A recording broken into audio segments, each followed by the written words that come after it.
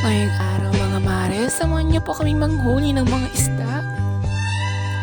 By the way, this is our first content of first vlog sa buong buhay ko. Kahit na wala akong alam dyan sa pag-vlog, ayan ako, pabida-bida. So ayun na nga, munang video ko, itutur ko kayo sa aming bukid kung saan namin kukunin o kukuha ng mga isda. Hay nako mga mawe, sa hirap nga naman ng buhay dito sa probinsya, kailangan mo talagang kumayot at magsipag. Dahil kung wala ka nun, tiyak, hindi ka talaga mabubuhay dito sa probinsya. Gusto ko lang talaga gumawa ng vlog para makita nyo kung paano ang buhay namin dito. By the way, kasama ko pala dyan ang aking mga kapatid at dalawang pamangkin ko na sobrang kulit mga mawe.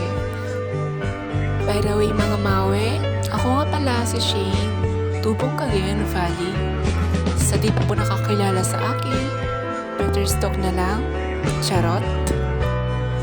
Dito pala sa amin mga mawe, ang pangunahing hanap buhay pala ay pangingisda at pagsasaka. Sa murang edad pa lamang, matututo ka talaga kung paano magtanim ng palay at mais at pag-aani ng mga mais. Sobrang layo sa buhay ng iba sa atin. Pero ganun pa man, nagpapasalamat ako dahil nabigyan ako ng malayang tirahan.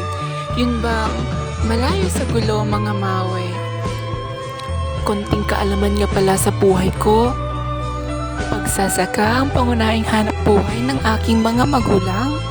Samantalang ako ay nagpapatuloy sa pag-aaral sa ikalawang baitang ng kolehiyo. Kahit mahirap mga mawe, kakayanin natin dahil alam ko na andyan ang Panginoon para sabaybayan tayo.